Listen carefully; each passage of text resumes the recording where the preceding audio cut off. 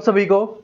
और देखिए जैसे जैसे नवंबर जा रहा है तो स्टूडेंट के कमेंट बढ़ते जा रहे हैं कि सर जी एचएसएससी जो हमारा सीईटी है वो कब होगा, इसके ऑनलाइन फॉर्म कब भरे जाएंगे। जिस चैनल पे हम देखते हैं वीडियो तो सभी बना रहे हैं लेकिन सभी अलग अलग बातें बता रहे हैं, ठीक है। तो देखो मैं एक बात बताता हूं, जो सभी टीचर्स हैं वो पढ़ाते हैं और उनका काम होता है कि वो अपने कोर्स सेल करें। जितना कम समय बताया जाएगा स्टूडेंट उतना ज्यादा डरेगा और उतना ज्यादा डर के वो क्या करेगा भाई, कोर्स परचेज करेगा कि मैं कोर्स खरीद लूंगा, इससे मेरा सिलेक्शन हो जाएगा। लेकिन एक बात समझो, कोर्स से सिलेक्शन नहीं होता, सिलेक्शन होता है स्टूडेंट के पढ़ने से। जितनी आप मेहनत करोगे, पढ़ोगे अच्छे से सभी सब्जेक्ट को, जो सिलेबस मैंने बताया भी है आपको और बताया भी है किस तरीके से आप है वो बहुत अच्छा स्कोर कर सकते हो। वो वीडियो आपने काफी स्टूडेंट ने देखा है तो आपको बहुत अच्छे से वो समझ में आ गया। लेकिन फिर दिक्कत ये आती है कि सीईटी का पेपर कब होगा, कितने गुना को बुलाया जाएगा, कितने गुना को पास किया जाएगा, ऑनलाइन फॉर्म है वो कब से भरे जाने शुरू हो रहे हैं। और ये जो एक 9,000 रुपए की बात चली है उसने तो सब कुछ खराब कर दिया। तो सारी की सारी ताजा खबर आपको बताने वाला हूं। ऐसा नहीं मैं कोई कोर्स बेच दूंगा उसके बाद, नहीं, कोर्स के बारे में बात नहीं करेंगे। जो आपके लिए इंपॉर्टेंट चीजें हैं ना ये सारी की सारी, इनके ऊपर हम डिटेल से बात करने वाले हैं, सब कुछ समझाऊंगा, ठीक है। उसके बाद आपको दूसरा कोई वीडियो देखने की आवश्यकता नहीं पड़ेगी। जिस तरीके से तैयारी वाला वीडियो अब आपको कहीं और देखने की आवश्यकता नहीं है, ठीक है। उससे बेस्ट आपको और कहीं पे नहीं मिलेगा। जो मैंने बेस्ट तरीका आपको बताया वैसा ही इसमें आपको बता दूंगा, सबसे सही तरीका और जो सच्चाई होगी ना। देखो सिर्फ सच्चाई मैं आपको बताने वाला हूं, सच्चाई बताने वाला हूं। सबसे पहली बात तो आपको ये बोला जा रहा था कि दिसंबर में आपका एग्जाम होगा। ये बात तो अब आपको पता चल गई होगी कि भाई दिसंबर में अपना एग्जाम नहीं होने वाला, क्योंकि दिसंबर में एग्जाम होना होता तो नवंबर के स्टार्टिंग में ही फॉर्म भरे जा चुके होते और दिसंबर में एग्जाम हो रहा होता। तो दिसंबर में तो एग्जाम नहीं होगा, इसका मतलब अपनी 2024 क्या हो गई है भाई, खत्म हो जाएगी। जब दिसंबर में एग्जाम नहीं होगा तो 2024 में एग्जाम नहीं होगा। तो एग्जाम अब जा रहा है आपका 2025 में। ये तो आपको भी लगने लग गया होगा सर जी, ये तो हमें भी पता है, ठीक है। चलो समझाते हैं 2025 में। देखो अभी ऑनलाइन फॉर्म के लिए सबसे पहला अपडेट क्या होगा, सबसे पहले होगा कि आपका ऑनलाइन फॉर्म है वो कब भरा जाएगा। उसी के बाद तो सारी चीजें होंगी। जब ऑनलाइन फॉर्म भरा जाएगा उसके बाद ऑनलाइन फॉर्म भरने के लिए भी समय दिया जाएगा। उसके बाद सारे देखना होता है, सब कुछ सेंटर बनाने होते हैं, सारी चीजें करने के बाद तब जाके एग्जाम आपका होता है। तब जाके आपकी एग्जाम डेट निकल के आती है कि भाई आपका एग्जाम है इस डेट को होने वाला है। तो अभी नवंबर तो खत्म हो गया। अब मान लेते हैं कि दिसंबर में भी आपके ऑनलाइन फॉर्म भरे जाने हैं, ठीक है। अभी इसका कोई चांस स्टार्टिंग के दिसंबर में बिल्कुल भी नहीं लग रहा है, लेकिन दिसंबर के एंड तक मान लो फॉर्म भी भरे जाते हैं तो उसको समय भी लगेगा, कुछ समय दिया भी जाएगा। तो जल्दी से जल्दी आपका होगा तो जनवरी एंड में और फरवरी में आपका एग्जाम जाने वाला है। जल्दी से जल्दी आपका एग्जाम करवाएंगे ये, तो जनवरी और फरवरी में आपका एग्जाम हो जाना चाहिए। लेकिन जब से ये 9,000 रुपए वाला लफड़ा आया है ना, एचएसएससी, देखो मैंने एचएसएससी के लिए पढ़ाना इसी वजह से छोड़ा था कि इसमें टीचर की वैल्यू ये खत्म कर देते हैं। टीचर की जो जुबान होती है उसकी वैल्यू ये खत्म कर देता है। सुबह कुछ बोलते हैं, शाम को कुछ बोलते हैं। इनको खुद नहीं पता होता कि इन्होंने सुबह कुछ क्या बोला था, ठीक है। एक व्यक्ति कुछ बोल रहा होता है, दूसरा व्यक्ति कुछ बोल रहा होता है और चेयरमैन भी सुबह दोपहर शाम अलग अलग बयान देता है। और अगर आपको नहीं पता तो आपके जो बड़े भाई बहन हैं उनसे पूछ लेना, एचएसएससी ऐसा करता हुआ आता है, चेयरमैन वगैरह सब कुछ। अभी ये जब से 9,000 वाली बात आई है ना कि हम 9,000 रुपए के ऊपर विचार कर रहे, तो जब भाई 9,000 रुपए इनको देने हैं तो उसके ऊपर सबसे पहली बात आएगी कि सीईटी में कितने गुना स्टूडेंट को पास किया जाए या कुछ प्रतिशत डिसाइड किया जाए। अभी तो ये इस चीज के ऊपर सोच रहे हैं कि किनको ये 9,000 रुपए देने हैं। तो और अभी हमारे सुप्रीम कोर्ट ने एक कानून बनाया था कि जिस समय भर्ती आती है, नोटिफिकेशन आता है, उस समय जो रूल होगा, जो कानून बना हुआ होगा कि भाई हम ये चीजें करने वाले हैं, आप उसमें बदलाव नहीं कर सकते, आप उसको हटा नहीं सकते। तो इसका मतलब है कि इनको पहले ही डिसाइड करना होगा। ऐसे नहीं कर सकते ये कि जिसका सीईटी पास होगा कि भाई जिसने 40% ले आए या जो 50% ले आए उन सभी को हम ले लेंगे, क्योंकि सीईटी पास का मतलब तो वही था। अगर ये स्टार्टिंग में ऐसा कर देता है, फिर इनको सभी को 9,000 रुपए देने होंगे, और 9,000 रुपए देने हैं, 40-50% लाना, ठीक है, थोड़ा आसान होता है। तो बहुत ज्यादा संख्या में स्टूडेंट हो जाएंगे, जितने 9,000 रुपए देना इनके लिए मुश्किल हो जाए। तो इसलिए कुछ डिसाइड करेंगे, गुना वाला भी कर सकते हैं, लेकिन ज्यादातर चांस मैं आपको बता रहा हूं जो लग रहा है कि लगभग ये 60 या 65%, मैक्सिमम जाएंगे तो 65%, वरना मैं आपको बता रहा हूं ये 60% डिसाइड करने वाले हैं इसी के आसपास, कि 60% जो सीईटी के अंदर स्टूडेंट नंबर लेके आएगा उसी को ये 9,000 रुपए जो उन्होंने अनाउंसमेंट किया ना वो मिलने वाला है। लेकिन अभी फिक्स नहीं हुआ है, ये बात मैं बता रहा हूं, मैं अपनी एक्सपेक्टेशन से और कुछ चीजें देखने के बाद मैं आपको बता रहा हूं, ठीक है।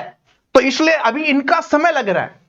हम तो सोच लेते हैं, ठीक है, हम सभी टीचर्स तो सोच लेते हैं कि भाई ये होना चाहिए, लेकिन एचएसएससी को सोचना पड़ता है, फिर समझना पड़ता है, फिर चेयरमैन साहब तक बात पहुंचती है, फिर मुख्यमंत्री साहब अलग सोचते हैं, फिर ऐसी चीजें चलती रहती हैं, स्टेट वाले में ऐसी चीजें चलती रहती है। तो इसलिए थोड़ा और समय लग सकता है, और अगर ये थोड़ा और समय लगाएंगे तो फिर आपका एग्जाम जाके होगा भाई मार्च अप्रैल में होगा, ठीक है। फिर इनकी बुद्धि और सिटकती है। एक चीज और समझाता हूं आपको, देखो आप बोलोगे सर जी हम कितना नेगेटिव हो, भाई पेपर कभी भी हो सकता है, इसलिए मैं आपको समझा रहा हूं। फिर इनके दिमाग में आएगा कि मार्च अप्रैल में अगर हम पेपर करवा रहे हैं, मार्च अप्रैल में पेपर अगर ये करवा रहे हैं, तो कि भाई मार्च अप्रैल में, फरवरी और मार्च में जो 12th वाले हैं, 10वीं पास वाले हैं, ग्रेजुएशन वाला छोड़ दो, 12th वाले जो स्टूडेंट है ना उनका एग्जाम हो जाता है, और लगभग अप्रैल के आसपास, अप्रैल मई में उनका रिजल्ट आ जाता है।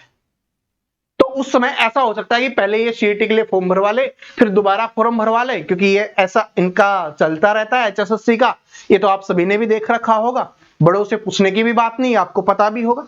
तो इसलिए पहले भी ये फॉर्म भरवा सकते हैं, फिर दोबारा से उसको ओपन कर सकते हैं, ताकि जिन्होंने ये जो नए स्टूडेंट आए हैं अप्रैल मई में, ठीक है, ताकि वो फॉर्म भर ले, तो फिर आपका एग्जाम मई जून में जा सकता है।